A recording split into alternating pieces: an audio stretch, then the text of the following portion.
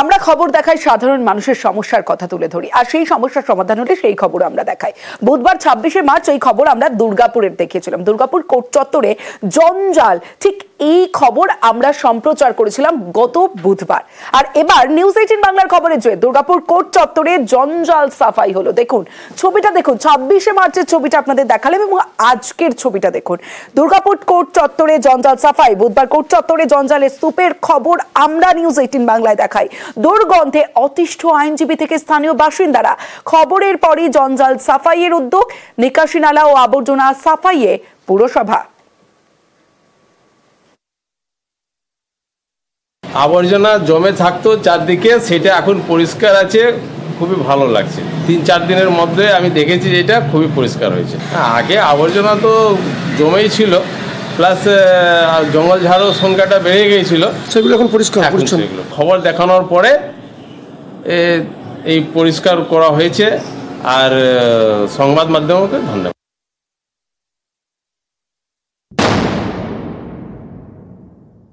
হাওড়ার ঘটনা এখনো দগদগ করছে প্রত্যেকের মনে। এখনো পর্যন্ত হাওড়ার সমস্যা সমাধান হয়নি। জঞ্জাল এখনো পর্যন্ত অন্যত্র সরানো যায়নি। ফাটল, এই খবর আমরা দেখেছিলাম। আর মধ্যমগ্রামে দেখুন ডাম্পিং গ্রাউন্ডে এখনো আগুন চলছে। গতকাল দুপুরে মধ্যমগ্রামে 2 নম্বর ওয়ার্ডের ডাম্পিং গ্রাউন্ডে আগুন লাগে। 24 ঘন্টা পরও আগুন নিয়ন্ত্রণে আসেনি। আর শুধু তাই নয়, আগুন নিয়ন্ত্রণে কাজ করছে দমকলের 6টি ইঞ্জিন। সারা রাত আগুন নিয়ন্ত্রণে আনতে মরিয়া চেষ্টা চালান দমকল কর্মীরা। গোটা এলাকা কালো ধোঁয়ায় ছেয়ে রয়েছে। শুধু তাই নয়, পাশের একটি বাড়িতেও ফাটল দেখা যায়।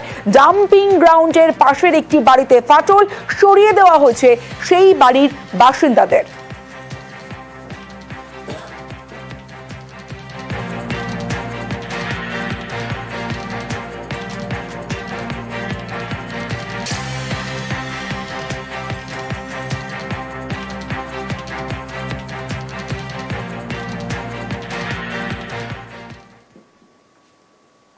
এবার জেলায় জেলায় ব্রিজ ভোগান্তির ছবিটা দেখাবো আপনাদের। পূর্ব বর্ধমানের কালনায় সেখানে বেহাল ব্রিজ, ঠিকাদারের বিরুদ্ধে অবহেলার অভিযোগ। অন্যদিকে উত্তর দিনাজপুরে সেখানে গোয়ালপুকুরে ব্রিজের অ্যাপ্রোচ রোড নেই। ঘাটালে 2 বেহাল ব্রিজের মেরামতি শুরু। দেখুন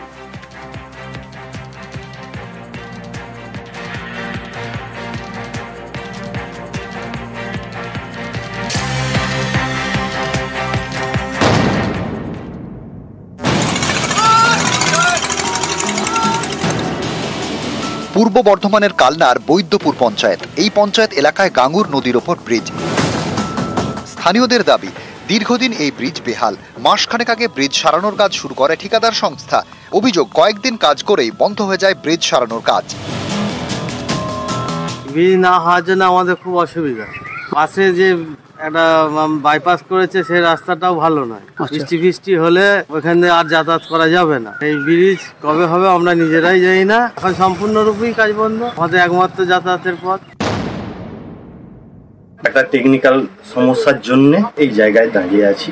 সামনের সপ্তাহে লোড টেস্ট হয়ে গেলেই কাজ শুরু হয়ে যাবে। বিষয়টা আমি শুনেছি, এটা নিয়ে আমি কথা বলছি আর কি হয়েছে বা কি করা যেতে পারে সেটা দেখছি।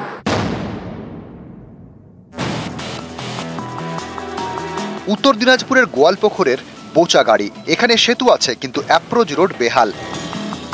ব্রিজে ওঠার জন্য তৈরি হচ্ছে নতুন রাস্তা। মোটরসাইকেল নিয়ে, বাইক নিয়ে কত মানুষ পড়েছে, পা ভেঙেছে, হাত ভেঙেছে। খুব অসুবিধা হতে যাতায়াতের। এখন কাজ চালু হয়েছে, ভালো হয়েছে। কমপ্লিট হলে আরো ভালো হবে। 2.5 কোটি বরাদ্দে তৈরি হচ্ছে নতুন রাস্তা। এই টাকা উত্তরবঙ্গ উন্নয়ন দপ্তর বরাদ্দ করেছে। এনআরজিএস এর টাকা বন্ধ করে দিল, সেই জন্য এপ্রোচের কাজ হতে পারলো না। ওখানে কাজ চলছে, লোক ওখানে খুব খুশি, আনন্দিত। 1-2 মাসের মধ্যে আমাদের ব্রিজ এপ্রোচ কমপ্লিট হয়ে যাবে। পশ্চিম মেদিনীপুরের ঘাটাল পুরো এলাকা। এখানেই চাউলি ও রামচন্দ্রপুর। পাশাপাশি 2টি ওয়ার্ডে হচ্ছে 2 ব্রিজ। পুরনো বেহাল ব্রিজ ভেঙে তৈরি করা হচ্ছে নতুন ব্রিজ। পোলটা হয়ে আমাদের এই এলাকার খুবই উপকৃত হয়েছে। সমস্যাটা এখানে জল, বন্যার জল জমে যেত, জলটা পাস করতে না বেশি। এখন নতুন করে পোল হচ্ছে, মানে জল চলে একদম। প্রায় 1,72 লক্ষ টাকা খরচ করে তৈরি করা হচ্ছে 2 নতুন ব্রিজ। নিউজ 18 বাংলা। 3 জেলার ছবি দেখলেন, এবার কাকদ্বীপের ছবিটা দেখুন। বেহাল সাঁকোতে এভাবেই প্রতিদিন ঝুঁকির যাতায়াত করেন মানুষজন। দুই পঞ্চায়েতের দোটানায় থমকে সাঁকো সংস্কার, নরবরে সাঁকো দিয়ে প্রাণ হাতে যাতায়াত। কাকদ্বীপের সাগর ব্লকে দীর্ঘদিন বেহাল সাঁকো সংস্কারের দাবি জানিয়েও হয়নি সুরাহা। প্রচুর খারাপ অবস্থা, আমরা যাতায়াত করতে পারিনি, কিছু না। খুব প্রয়োজন হলে মানে বিপদের বাদ দিয়ে আমরা যাতায়াত করি। আর কি রাস্তা নেই? রাস্তা এখানে কোথাও নেই, একমাত্র বাজার দিয়ে ঘুরে আসতে। এখন চাইছি যে যাতে পোলটা হয়। 2 নম্বর পঞ্চায়েত, 1 নম্বর পঞ্চায়েত, সব পঞ্চায়েতরাই জানে, তারপরেও হচ্ছে না। বলে ঝুঁকি নিয়ে যেতেই হবে, কি করবো? সাইডে জায়গা থাকলে তো যেতেই হবে অবশ্যই। পঞ্চায়েত বা কোথাও কি জানানো হয়েছে? জানানো হয়েছে, হচ্ছে না। কবে হবে জানি না। এটা এখন কি চাইছেন? এটা তো পুরো পাকা ঢালাই হয়ে গেলে ভালো হতো। এধারে প্রধান বলছে এধারে প্রধান করবে, এধারে প্রধান বলছে ওধারে করবে, সমস্যা অনেক হচ্ছে, যাওয়াই যাচ্ছে না, জীবনে ঝুঁকি নিয়ে যেতে হচ্ছে। আর কি করবো?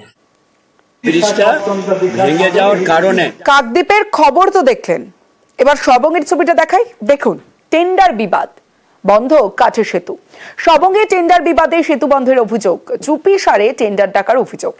কাটাখালী সেতু বন্ধে বিপাকে স্থানীয়রা, ঘুর পথে যাতায়াতে বাড়ছে ক্ষোভ।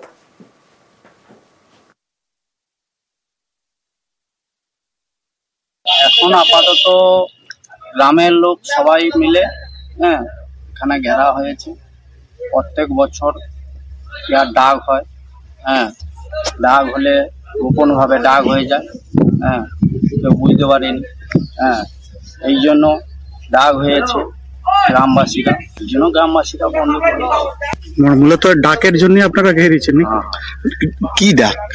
সিয়াতে সরকারি ভাবে ডাক হয়, কেউ জানতে পারেনি। ডাকটা হয় জেলা পরিষদ থেকে, গ্রাম পঞ্চায়েত থেকে হয় না। স্থানীয় সূত্রে একটা খবর পাচ্ছি যে ওনারা ওই টেন্ডার নিয়ে গোপন ভাবে টেন্ডার হয়ে গেছে, সেই নিয়ে নাকি বন্ধ রেখেছে। এই বিষয়ে না, কোনো গোপন টেন্ডার হচ্ছে না, মানে আগে যারা পাচ্ছে তারাই পাচ্ছে, মানে খোলাখুলি ভাবেই টেন্ডার হয়েছে। তবে ওরা বিটে উঠতে পারছে না, তার জন্য রাগে ক্ষতি হয়ে ওইখানে মানে বাধা হচ্ছে। বিকল্প কিছু ভাবনা ভেবেছেন? যা করে প্রশাসন দেবে।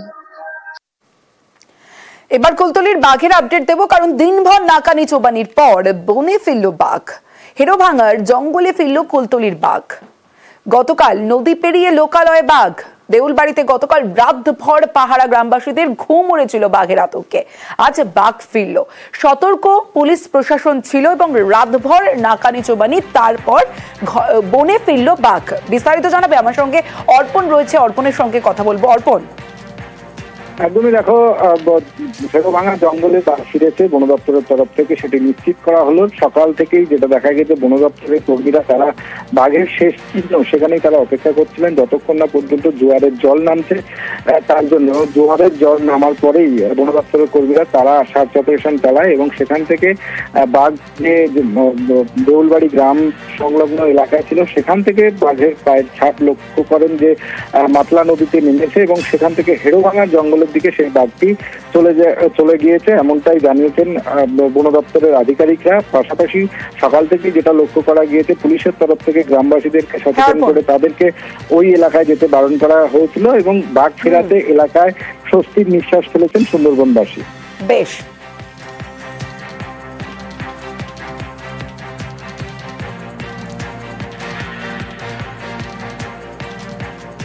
সকালে আর্লি মর্নিং থেকে যখনই আমরা আলুটা পেয়েছি, স্ক্যানিংটা আবার শুরু করা হয়েছে। তার পাগমাকটা হাই টাইড হওয়ার জন্য আমরা ট্রেস করতে পারিনি। যখনই লো টাইডটা স্টার্ট হলো, তো আমরা ওই পাগমাকটা ট্রেস করে আমরা দেখতে পেরেছি কি গ্রাম থেকে নেমে বাঁধটা পেরিয়ে মাতলা রিভার ক্রস করে উল্টো দিকে যে আমাদের হেরোভাঙার জঙ্গলটা রয়েছে, ওখানে ওঠার পায়ের ছাপটা আমরা পেয়েছি। তো আমরা কনফার্ম হয়েছে কি বাঘটা পেরিয়ে গেছে।